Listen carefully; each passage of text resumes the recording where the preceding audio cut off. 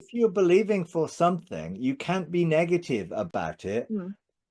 be double-minded about it. So you need to live in the reality that you've already got it. But then that's what Jesus said, Yeah. pray, believing that you've received it and you will receive it. So it's just, now, of course, out there, it can be very selfish.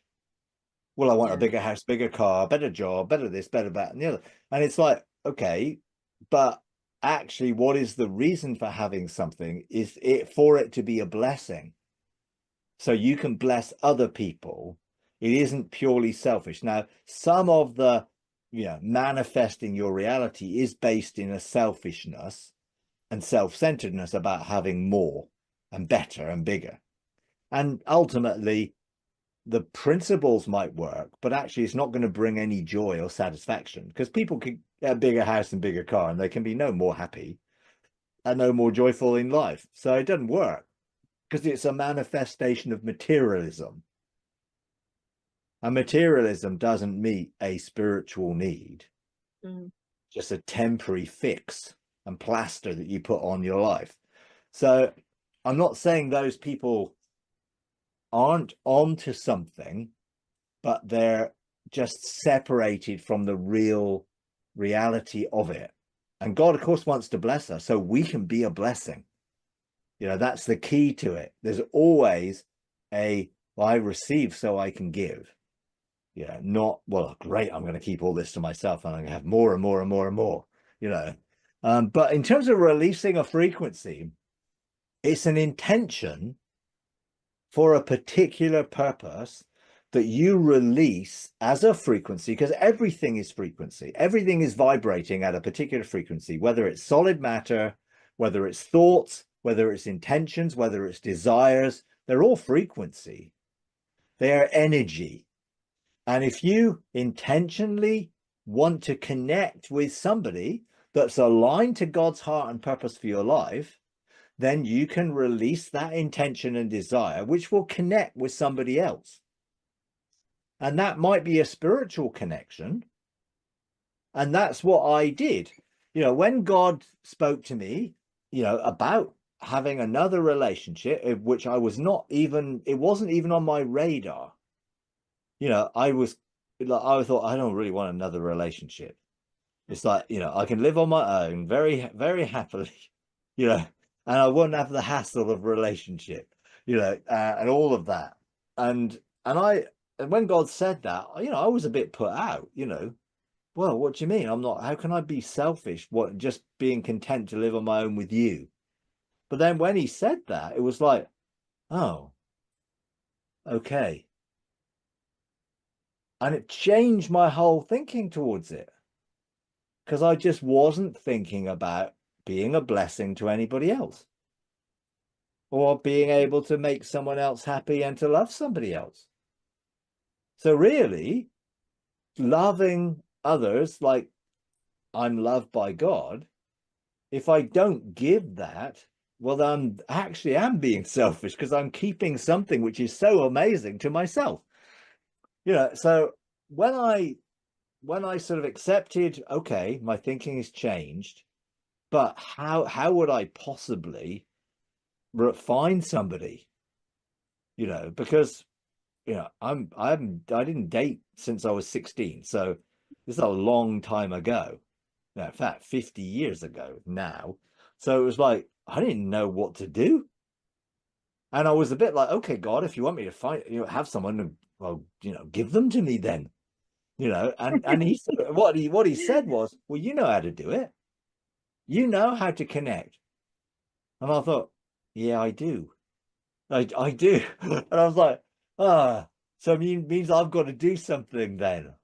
I'm like, yeah. So I did. So it was like, okay, I'm going to release my intention, carrying the frequency of my desire to be able to bless someone and love someone and make them happy, out into the spiritual atmosphere, to connect with the person's spirit that was needing to be loved and was out there, that God, and I'm not saying that there was only one person, potentially there could have been lots of people, and I'm not saying that there's only one right person, but I found the right person for me.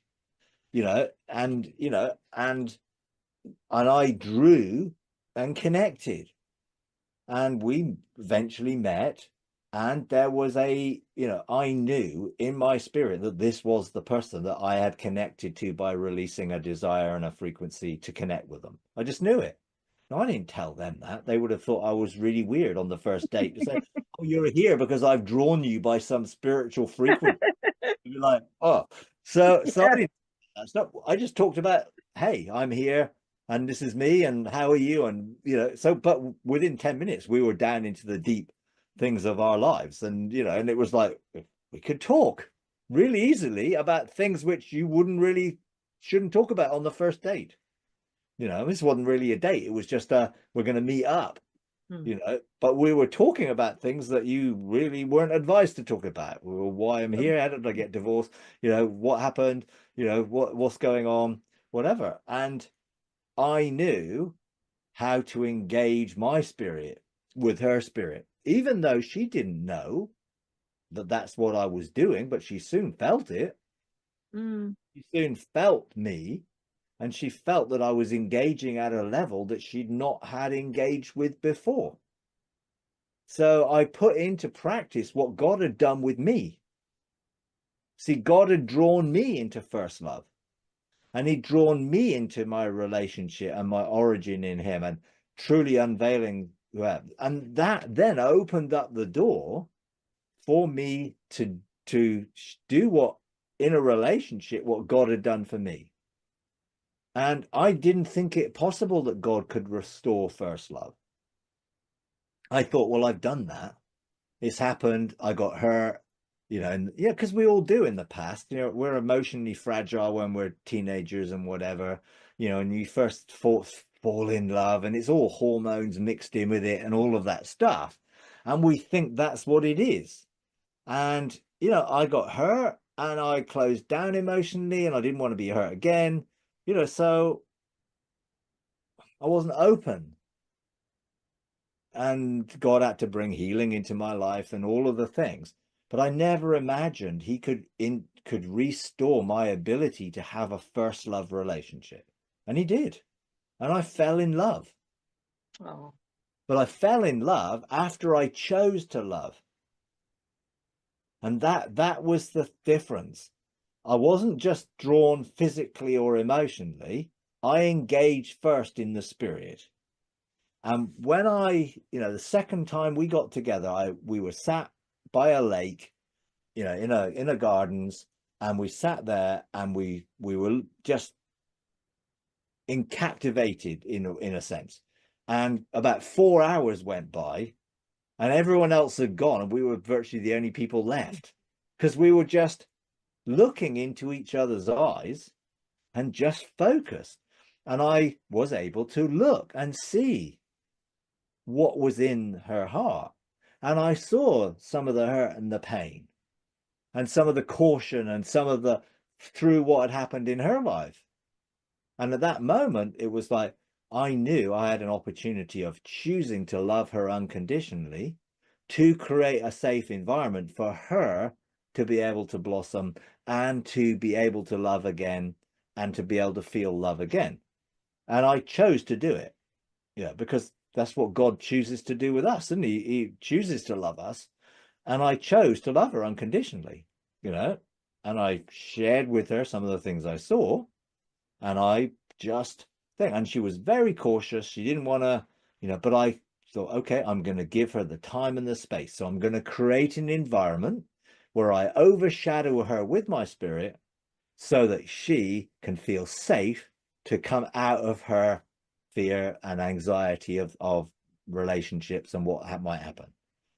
So I Mm. chose to love her because I know God chose to love me. He loved me in spite of me, in spite of anything. He chose to love me. And I thought, okay, this is how God has met with me. He's given me the opportunity to experience love. So I'm going to choose to love her. And then I engaged my spirit with her spirit, and it gave her the time to open up. And I fell in love. And then I had all the emotions of first love, really deep emotional connection and all of the sort of first love, you know, like almost like I was a child again, like a teenager again, but without all the emotional baggage and without all of the hormonal drives. So it was purer in a sense. So I fell in love, and God restored my ability to have that first love. And I did all the things that God did with me. You know, I opened my heart to her, the garden of my heart, so she would know. I opened my spirit to her, so she would sense the love and the reality of my desires. And she felt it. She didn't know what I was doing, but she said, you know, she said one day, "You're getting under my skin in a good way. What are you doing?" You know, so I said, "Well, I'm engaging your spirit. You know, I'm engaging you at a level probably that no one's ever engaged with you before," because she'd never really had a relationship with someone who understood spiritual dynamics, you know. And so it was very interesting to then mirror what God had done for me, taking me through the lacquer of the desire that I want to make you my own, to the "you are my treasured possession." And so everything that, you know, love really inspires was stirred in me, because it had died in the previous relationship through not, you know, I'm not blaming anybody, you know, and it was, but it had died, and, you know, and I was not able to be myself in that relationship, whereas all of a sudden I discovered my true self. So I discovered I am romantic, and I am wanting to express love and words of affirmation and encouragement and all of that stuff, which just seemed to be not there before.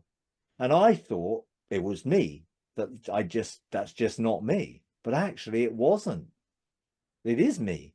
And, you know, wanting to bless and wanting to serve and wanting to do nice things and wanting just a completely different dynamic, because now something had stirred and, I guess, awakened in me, you know, who I really am, awakened, and I was able to share who I really am in a way which was pure, you know. Wow. But it started with, how do I connect with the right person, or a person who I can love? So I released that desire, that intention, that frequency, and I then believed that that would connect with someone. If you enjoy these videos, would you please take a moment to like, comment, and subscribe? It really does help. Thank you very much.